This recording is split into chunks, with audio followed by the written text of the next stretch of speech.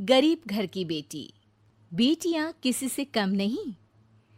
कहानी एक ऐसी माँ की जिसके सपने और लालच इतने बड़े थे कि उसने उसे पूरा करने के लिए अपनी सगी बेटी को भी नहीं बख्शा। अरे मेरी प्यारी बिटिया रानी, सारा दिन इतने डिजाइनर कपड़े सिलती है। ये तो हाई क्लास के लोग पहनते हैं ना बेटा। हाँ माँ, तभी तो इनके सिलने के लिए मुझे इतने अच्छे पैसे मिलते हैं। देखो माँ, अगले महीने घर में रंगीन बड़ा टीवी लगवा दूंगी। हाँ। अरे जीती रहे बेटा।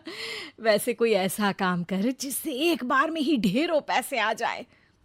आने को तो इसमें भी अच्छी कमाई है माँ, लेकिन एक दिन में एक ही कपड़ा सिलो तो आराम भी है ना। वैसे क्या करना है माँ इतने पैसों का? अरे तू बड़ी भोली है बेटा। अरे ओ रायना के पापा, देखो तो। रायना के लिए मैंने एक लड़का देखा है। पैसे तो इतने हैं कि लाखों रोज इधर से उधर हो भी जाए तो पता ना चले। वो तो ठीक है, लेकिन इतने बड़े घर का लड़का हमारी रायना से शादी क्यों करेगा? अरे कैसी बात कर रहे हैं आप? क्यों नहीं करेगा? अरे करेगा ना, कमी क्या है हमारी रायना में? अच्छा, फोटो तो दिखा दो, कैसा है लड़का? कहीं ऐसा ना हो कि कोई बूढ़ा निकले। अरे थोड़ी सी उम्र में बड़ा लड़का कोई बूढ़ा नहीं होता। ये देखो। फोटो किसी लड़के की नहीं, बल्कि एक आदमी की थी। ये क्या बकवास है? कौन है ये? इसके बेटे की फोटो दिखाओ। जी, ये वो लड़का ही है। अरे साधना, तुम सगी माँ हो या सौतेली? अरे पैसा रहेगा तो राज करेगी ना। मेरे जीते जी मैं अपनी बेटी की शादी इतने बूढ़े आदमी से बिल्कुल नहीं करूंगा। जब मैं अपनी बेटी के लिए लड़का पसंद नहीं कर सकती तो मेरा इस घर में रहने का अधिकार ही नहीं है। जैसे ही वो जाने लगती है कि तभी राइना वहां आ जाती है। माँ, आप जहां बोलेंगी मैं वहां शादी कर लूंगी, आप कहीं मत जाइए। और फिर राइना की शादी अपने से 11 साल बड़े राधा राम से हो जाती है। शादी के बाद एक दिन, अरे माँ, कैसे आना हुआ आपका? अरे बेटी, घर में आने के लिए कुछ सोचना होता है क्या? ये लो, पूरे 2 दर्जन केले हैं बेटा। शुक्रिया माँ। वैसे और बताइए। बेटा, तेरे पापा की तबीयत खराब हो गई है और तू तो जानती है कि उनकी कमाई कितनी है। अगर तुझसे कुछ पैसों का इंतजाम हो जाए तो। माँ, मेरे पास पैसे कहाँ से आएंगे? अरे वाह बेटी, तू तो गिरगिट की तरह रंग बदल रही है। अरे तुझे पढ़ाया लिखाया, तेरी शादी में पैसा लगाया, अब तेरे मायके वालों को जरूरत है तो तू ऐसे जवाब देगी? अरे अरे माँ, ऐसे मत बोल। मेरी मुंह दिखाए में जो पैसे मिले थे ना, वो मैं तुझे दे देती हूँ।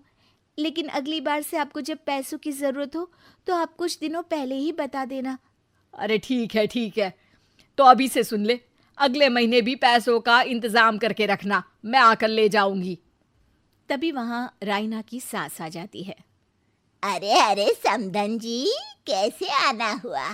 अरे कुछ खाया पिया आपने? अब जी वो केले लाई हूँ पूरे 2 दर्जन। अब बेटी के ससुराल आना था तो खाली हाथ थोड़ी ना आती मैं। कोई बात नहीं बहन जी, आराम से बेटी से बात करिए, मैं और भी कुछ खाने को भिजवाती हूँ। सास के जाने के बाद साधना भी पैसे लेकर घर आ जाती। अब दिन बीतते हैं। साधना हर महीने रायना के घर आती और पैसे लेकर चली जाती। लेकिन एक दिन अचानक रायना की सास का फोन साधना पर आता है। बहन जी, जैसे भी हो आप जल्दी से हमारे घर आ जाइए ना।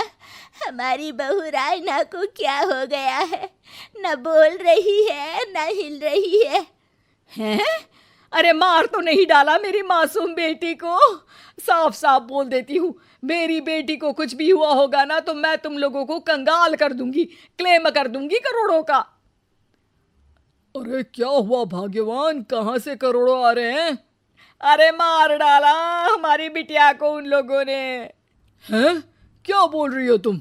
मैंने तो पहले ही बोला था कि लड़का ठीक नहीं है। दोनों रायना के घर पहुंचते हैं, जहां रायना का पति कहता है, अरे अरे आप डरिए नहीं, डॉक्टर ने कहा है कि वो अब खतरे से बाहर है।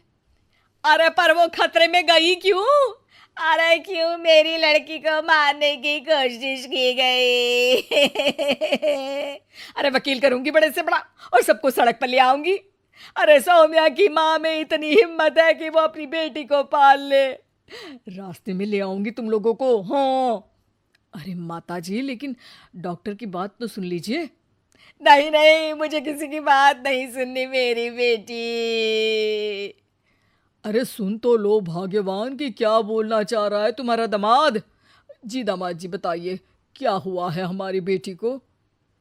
अरे पता नहीं, सारी सारी रात किसके लिए कपड़े सिलती रहती है और वो कपड़े जाते कहाँ है। अरे हम तो इतने पैसे वाले हैं, हमें तो कोई ज़रूरत नहीं है इसके सिलाई के पैसों की। मैंने तो कहा भी कि बिटिया अगर इतनी इच्छा है तो दिन में एक ड्रेस सिल लो, लेकिन मानी नहीं।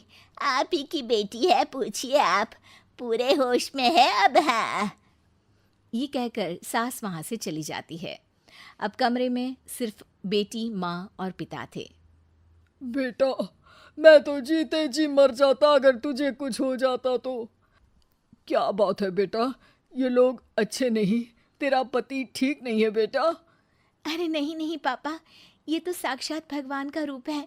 मेरी सास तो मेरा पूरा ख्याल रखती है। ये लोग बहुत अच्छे हैं पापा। अरे तो फिर क्या जरूरत पड़ गई मरने की? माँ, पता ही नहीं चला, सारी सारी रात काम करती रहती। आपको पैसे भी तो देने थे, लेकिन ये नहीं पता था कि सेहत खराब हो जाएगी। अरे पैसे देने थे तो सास से या पति से लेकर दे देती। नहीं नहीं माँ, ये मेरे सम्मान के खिलाफ था। आप लोगों ने मुझे इस लायक बनाया है कि मैं आप लोगों की मदद अपने पैसों से करूं। पिता को साधना पर बहुत गुस्सा आता है, लेकिन साधना की आंखों में आंसू होते हैं। मुझे माफ कर दे बेटा, मैंने कभी नहीं सोचा था कि तू इतनी स्वाभिमानी निकलेगी। बेटा, मैंने अपने लालच में तेरा जीवन बर्बाद कर दिया, मुझे माफ कर दे बेटा।